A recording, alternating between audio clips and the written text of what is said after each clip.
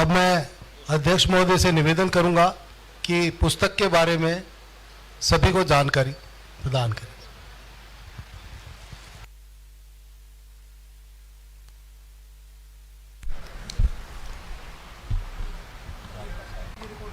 चुनाव निर्देशिका पुस्तिका के इस विमोचन कार्यक्रम में हमारे बीच में उपस्थित चुनाव प्रबंधन समिति के चेयरमैन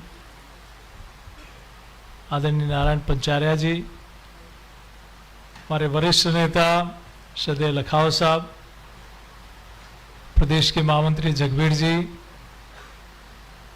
पूर्व सांसद वर्मा जी, इस टीम ने जो चुनाव निर्देशिका की तैयारी की है, हमारे बीच में उपस्थित भुवनेश जी, सौरभ जी, दिव्यांश जी, मानी सिंह साहब, शेखावत जी। कल से नामांकन शुरू हो रहा है और चुनाव आयोग की सारी बातों को नीचे तक पहुंचाना और आचार संहिता का पालन और उससे जुड़ी हुई सारी व्यवस्थाएं, सारी शर्तें, सारी पालनाएं हमारे कार्यकर्ता, प्रत्याशी भी और बाकी लोग भी इसकी पूरी पालना करें। इसके लिए पूरी चुनाव निर्देशिका की एक पुस्तिका आपने तैयार की है। चूंकि भारतीय जनता पार्टी के प्रत्याशी, पार्टी और कार्यकर्ता आचार संहिता का हमेशा से पालना करती है और नीचे तक इस दिशा में पार्टी ने और हमारी लीगल सेल ने एक बहुत अच्छी पुस्तिका का निर्माण किया है जो नीचे तक हमारे विधानसभा तक पहुंचेगी। और चूंकि ये लीगल सेल न सिर्फ प्रदेश में बल्कि सारे जिलों में और विधानसभा स्तर पर भी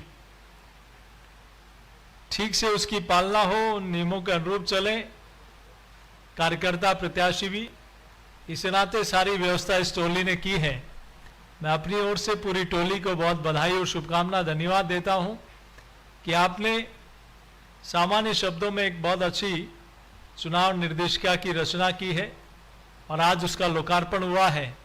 और निश्चित रूप से एक आदर्श आचार संहिता का पालन सबको करना चाहिए, लेकिन कोड ऑफ कंडक्ट आचार संहिता लगने के बाद आप सब लोगों ने देखा है कि कांग्रेस पार्टी के बड़े नेताओं ने खुले रूप से उन सारी व्यवस्थाओं की, उन सारे अधिकारियों का, उस सारे लवाजमे का उपयोग किया जो आचार संहिता लगने के बाद नहीं होना चाहिए।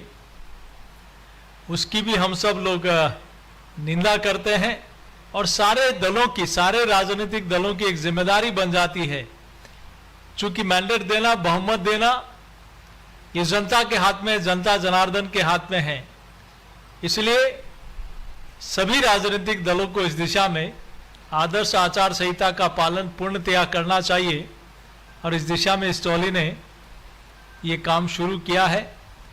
आज मैं ज़रूर ये कह सकता हूं कि जब मैं इस दिशा में आ रहा था तो कुछ होर्डिंग में देख रहा था रास्ते में